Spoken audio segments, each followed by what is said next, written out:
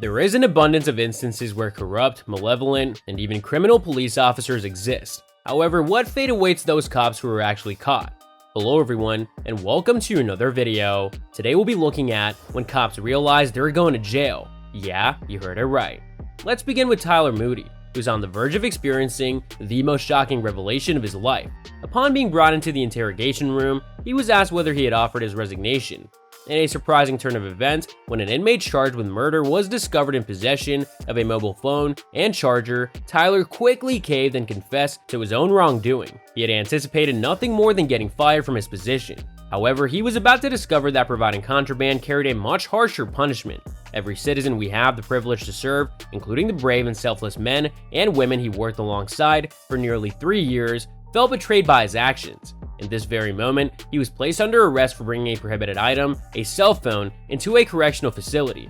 This offense constituted a third-degree felony. Providing a prisoner with a mobile phone carried a sentence of 1 year in prison. And that is precisely where Tyler found himself, serving his sentence in the same place he used to patrol as a police officer.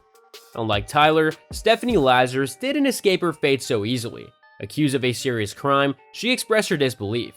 "Are you accusing me of this?" After decades of investigations, DNA evidence emerged, revealing that Stephanie was highly likely the perpetrator of a murder committed in 1986. Due to the gravity of the case, the detectives meticulously planned this interrogation, fully aware of the high stakes involved.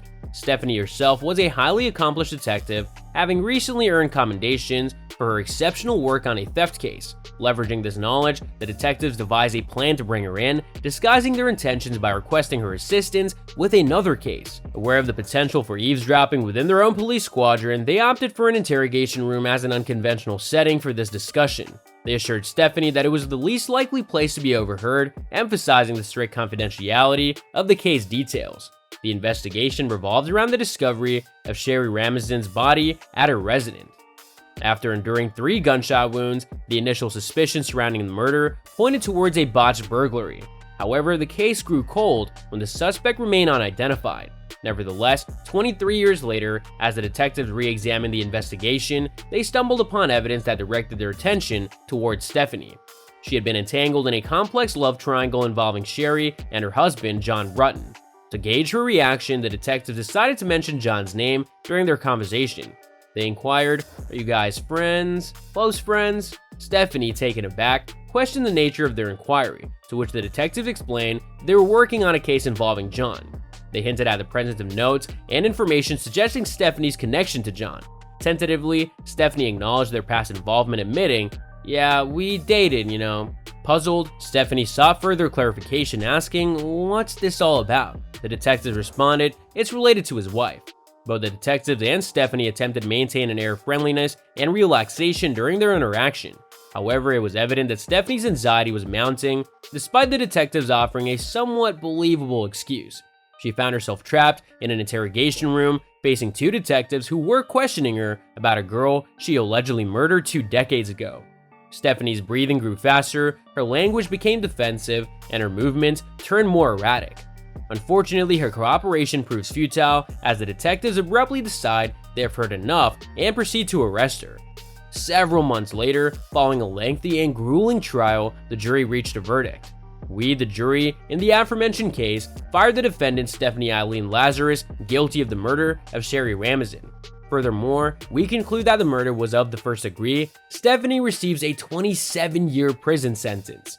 Upon facing a sole felony charge of first-degree murder, Jalen Flair, the next police officer involved, considers such a charge to be trivial. However, in this case, a single felony charge is mere child's play. In April 2020, San Diego police received information that a man had been engaging in illicit activities with a local child.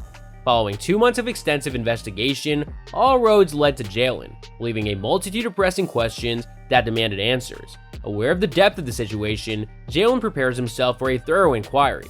With the intention of delving into the matter, he initiates the conversation while urging the other person to make themselves comfortable. He offers the option of removing their duty belt if they desire, receiving confirmation that they are at ease. Jalen inquires about the individual's background and upbringing. Gradually, he broaches the purpose of their meeting, explaining that they're looking into allegations based on a Crime Stoppers report and proceeding from there. Jalen mentions receiving a photograph that played a significant role in their investigation. Upon being presented with a picture, Jalen begins to display signs of visible stress. He leans forward in his chair, his hands clasped softly, and his jaw tightly clenched. It's evident that he remains apprehensive about what he's about to see. The detectives make it clear that he is not currently under arrest and is free to leave at any time. However, they make an effort to create a relaxed atmosphere, adopting a bubbly and friendly demeanor to put him at ease. Referring to the picture, they ask if he's seen it before. Jalen acknowledges the photo, confirming that it is indeed him in the picture. Despite his discomfort, he acknowledges his authenticity. The detectives inquire about his age at the time the photo was taken, to which Jalen responds, "I was 20. So that's all for today's video. If you enjoyed it, remember to leave a like, subscribe, and ring that bell icon so that you never miss our upcoming videos. And don't forget to share your thoughts in the comments section down below. Stay tuned, and we'll catch you in the next video.